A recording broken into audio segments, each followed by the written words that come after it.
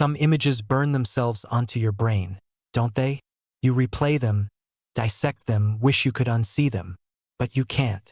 I never meant to look. One fleeting glance, a millisecond as I walked past the den. That's all it took to shatter the fragile piece of my perfectly curated suburban life. What I saw on that screen, it changed everything. It was a Tuesday afternoon, the kind where the late summer heat hangs heavy, slowing everything down. I was carrying fresh linens upstairs to my stepson, Liam's room. Just trying to keep busy, trying not to dwell on the growing distance between my husband, Mark, and me. Liam, who's 24 and trying to figure out his next move after college, was sprawled on the den sofa, scrolling endlessly on his phone, lost in his own world. As I passed the doorway, a flicker of movement on his screen snagged my attention. It was involuntary, that sideways glance. At first, my mind didn't register. Abstract shapes, colors. Then clarity hit like a physical blow. Explicit photos. A short, silent video clip playing on loop. There was no mistaking what it was. The air hitched in my throat. I nearly dropped the stack of towels. The slight fumble must have alerted him. Liam scrambled upright, his face instantly flushing crimson. He fumbled, hitting buttons, trying desperately to blacken the screen. "Evelyn," he stammered, his voice tight, cracking slightly. I didn't. You weren't supposed to see that. I'm so sorry." My own face burned with a mixture of shock and embarrassment. I turned away sharply. It's fine," I managed, my voice barely a whisper as I hurried down the hall, my heart hammering against my ribs. But it wasn't fine. As I walked away, the image was seared into my memory.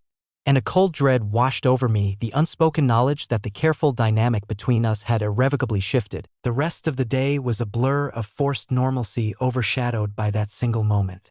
The images themselves weren't the core issue. I kept telling myself that. He's a young man exploring. It's natural, right? But it was the charge in the air now, the thick, unspoken tension. It was Liam's reaction, the panic, the shame that replayed in my mind. That evening felt impossibly long. Mark, predictably, was working late again, leaving Liam and me adrift in the strained silence of the dining room. I pushed peas around my plate, searching for neutral ground. "Any word back from those marketing firms you applied to?" I asked, aiming for casual encouragement. Liam looked up, his gaze skittering away almost immediately. "Nah. Still waiting," he mumbled, poking at his grilled chicken. "Something will come through," I offered, maybe too brightly. "You just need to be patient." "Yeah, maybe," he replied, his focus entirely on his plate. The conversation died. He didn't meet my eyes for the rest of the meal. The following morning, I woke with a resolve to erase the awkwardness. I threw myself into cleaning, needing the physical exertion. Around 10 a.m., I was vacuuming near the den, the scene of the incident. Liam appeared in the doorway, hair damp from a shower, coffee mug in hand. He paused. "Morning," he said, his tone cautious. "Morning," I replied, keeping my focus on the rug. He lingered, shifting his weight. I could feel him wanting to speak. "Finally, Evelyn, about yesterday." I froze, the vacuum's drone suddenly deafening in the silence. "You don't need to explain anything, Liam," I cut in quickly, switching off the machine and straightening up. I really didn't want you to think." He trailed off, color rising in his cheeks again. "It's okay," I insisted, waving a dismissive hand. "Honestly, let's just forget it happened." He nodded, but the uncertainty lingered in his eyes. He didn't look like he believed me, and maybe, deep down, I didn't believe myself either. Forgetting wasn't an option. The next few weeks were a masterclass in avoidance. We navigated the house like satellites in slightly off orbits, careful not to collide. But the awareness was constant, a low hum beneath the surface. I'd catch him watching me sometimes, his gaze holding a fraction too long before snapping away. And worse? I found myself doing the same. Noticing things I hadn't before. The way his jaw set when he was concentrating. A certain confidence in his stride I hadn't registered. It was confusing, dangerous territory. The tension simmered. Then Mark left for a week-long conference in Chicago. The house felt cavernous with just the two of us. One rainy afternoon, I was making tea in the kitchen. Liam wandered in, leaning against the counter. "Want some?" I offered, gesturing with the kettle. "Sure," he said quietly. We stood in silence as I poured, the only sound the drumming of rain against the window panes. "Evelyn," he began, his voice hesitant. I don't like things being weird between us." I looked up, surprised by his directness. They're not weird, I replied, a little too quickly. A small, sad smile touched his lips. Yeah, they are. And it's my fault. It's not your fault, I countered instantly. It was an accident. Still, he murmured, his gaze locking with mine. I don't want you to think badly of me. I set the mugs down, turning to face him fully. Liam, I said gently, I don't think badly of you. The air crackled. Unspoken words hung heavy between us. He took a tentative step closer, his eyes searching mine, asking a question I couldn't answer. Evelyn. He whispered, his voice husky. Alarm bells screamed in my head. Liam, I said firmly, taking a deliberate step back, creating space. His face fell, then flushed again. Sorry. He couldn't finish, turning abruptly and leaving the kitchen. I was left alone, my hands trembling, the echo of his whispered name hanging in the air. Sleep was impossible that night. The kitchen scene replayed relentlessly. Why hadn't I been firmer sooner? Why did that moment feel so charged? Around midnight, I went downstairs for chamomile tea, hoping to soothe my frayed nerves. The soft glow of the TV drew me to the living room. Liam was there, slumped on the sofa.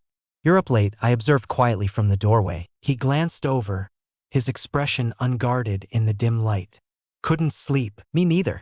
A beat of hesitation, then I crossed the room and sat on the opposite end of the sofa. We sat in silence for a long time, the low murmur of a late-night talk show filling the space. Finally, Liam spoke, his voice low. Do you ever feel stuck, Evelyn? The question blindsided me. Stuck? What do you mean? Like your life isn't really yours? He elaborated, looking out towards the dark windows. Like you're just performing the role everyone expects? I swallowed, the truth of his words hitting closer to home than I wanted to admit. I thought of Mark, of the quiet disappointments, the life that felt increasingly like a script I hadn't written. Yeah, I admitted softly. Sometimes. He turned then, his gaze intense. What do you do about it? I searched for an honest answer. I don't know, I confessed. Try to focus on the small joys, I guess. The things that still feel real. He let out a short, humorless laugh. Wish I knew what those were anymore. Before I could respond, he shifted closer, the space between us shrinking again. His expression softened. Evelyn, my breath caught. Tom seemed to stop. Hesitantly, slowly, my hand lifted, my fingers brushing against his. A jolt, electric and terrifying, shot through me. I snatched my hand back as if burned. We can't, I whispered, the words barely audible. I know, he whispered back. But neither of us moved away. The next day, the sky opened up. A fierce thunderstorm rolled in, wind rattling the windows, rain lashing down in sheets. Mark was still in Chicago. We were trapped. Early evening, the power flickered and died, plunging the house into darkness. I lit candles in the living room, the dancing flames casting long, distorted shadows. Liam came downstairs, phone flashlight cutting through the gloom. Grids down in the whole neighborhood, he reported, sinking onto the sofa. Figures, I sighed, settling into an armchair opposite him. Guess it's analog entertainment tonight. He managed a faint smile. Got any board games? Probably buried in a closet somewhere. I chuckled lightly, the sound feeling unnatural in the tense quiet. We ended up playing chess by candlelight, the pieces stark against the board. We made small talk, joked awkwardly about terrible moves. For moments, the tension eased. But as the game wore on, the atmosphere shifted. Our hands brushed, reaching for pieces. The small space felt charged, intimate. When the game ended, I started clearing the board, needing the mundane task. Liam reached out, his hand gently covering mine, stopping me. Evelyn, I looked up. His eyes, dark in the flickering candlelight, held an intensity that stole my breath. The air was thick with everything unsaid, everything felt. Before thought, before reason could intervene, he leaned across the small table and his lips met mine. Started softly, tentatively, a question. When I didn't pull away, couldn't pull away, the kiss deepened, years of unspoken tension, weeks of forbidden awareness, igniting between us.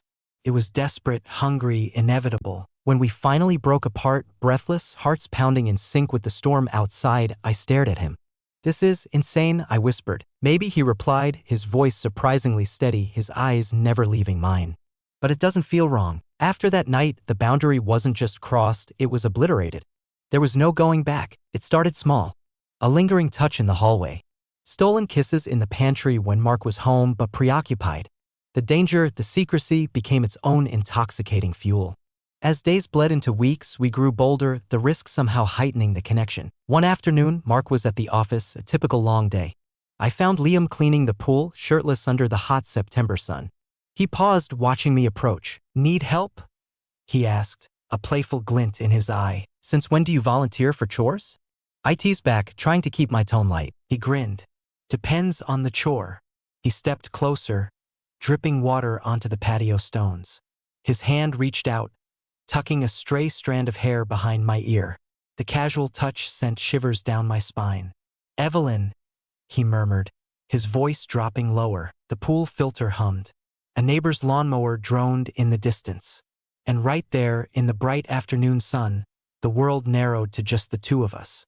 The pool cleaning was forgotten, but the real world couldn't be kept at bay forever. People noticed things. My best friend, Chloe, was the first. Over coffee one morning, her gaze was sharper than usual. You seem different lately, Ev, she commented, stirring her latte. Happier. More vibrant. Just getting more sleep. I deflected, forcing a smile. Maybe, she conceded, though her eyes held a hint of skepticism. Whatever it is, it looks good on you. Her innocent words felt like a warning bell. Then, Liam's ex-girlfriend, Jessica, reappeared like a ghost from a past Liam rarely discussed. She showed up unannounced one Saturday, impossibly polished, her smile tight. Liam, darling, she chirped, breezing past him into the entryway. Long time no see. I watched from the stairs as Liam stiffened. Jessica, what are you doing here? Just in the neighborhood, she lied smoothly, her eyes scanning the house. Thought I'd see how you're settling in. Her gaze landed on me as I descended. Oh, hi, Evelyn. Didn't realize you'd be here. It's my house, Jessica, I replied evenly. Right? Silly me. Her smile was pure ice. The visit was short, but her pointed questions about how Liam was really doing hung in the air long after she left. She's trouble? I told Liam later, the encounter leaving me unnerved. I know, he sighed, running a hand through his hair. She's just fishing. She doesn't know anything. Are you sure? I pressed. He hesitated. Yeah, she's all talk. He didn't sound convinced. Neither was I. The weight of discovery felt heavier than ever. The paranoia started to seep in. Chloe called more often, her questions seemingly casual but probing. Everything okay, Ev? You seem a bit distant. Each call felt like an interrogation. The breaking point arrived with shocking speed. Mark came home from a supposed overnight business trip a day early. Liam and I were in the kitchen, sharing a bottle of wine, laughing, the tension momentarily forgotten. The sound of the key in the front door sent ice water through my veins. Evelyn? Liam? I'm home. Panic seized us. Liam's hand froze midair. His eyes were wide with terror. Quick, I hissed, shoving the wine bottle into the fridge, grabbing glasses. Act normal. Mark walked in seconds later, beaming. Hey, what's this? Midweek celebration. Just unwinding, I managed, my voice unnaturally high. His gaze flickered between the two glasses, Liam's tense posture, and my flushed face. He nodded slowly. Good. Nice to see you two getting along. He clapped Liam on the shoulder before heading upstairs. We didn't breathe until we heard his footsteps fade. The look we exchanged was pure fear. The near miss frayed our already strained nerves. Liam grew moodier, more possessive. Why are we always hiding? He demanded one evening, pacing the living room. I'm sick of sneaking around. You know why, Liam? I retorted, frustration bubbling up. We can't let anyone find out. Think about Mark. I am thinking, he shot back.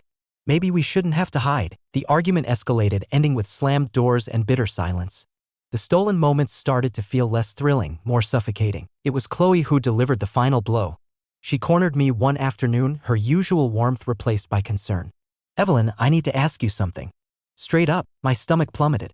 What is it? She took a deep breath. Are you having an affair? I stared, speechless.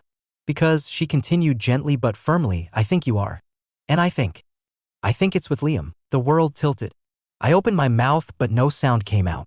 Denial was impossible, the truth was written all over my face. Oh, Ev, she whispered, her eyes filled with worry. You need to end this. Before it destroys everything. That night, trembling, I told Liam about Chloe's confrontation. She knows, Liam? Or she suspects so strongly it's the same thing. We have to stop. His reaction wasn't relief or fear, but anger. Stop? Or maybe he said, his voice dangerously quiet, maybe it's time we stopped hiding. Maybe it's time we told the truth. Are you insane? I shrieked, horrified. Telling the truth? Do you have any idea what that would do? To Mark? To this family? Liam laughed, a harsh, bitter sound. Family? What family, Evelyn? This. He gestured around the perfectly decorated living room that suddenly felt like a stage set. This isn't a family. It's a facade. And I'm done pretending. He was done pretending. But what did that mean? What was he going to do? The floor had just dropped out from under me.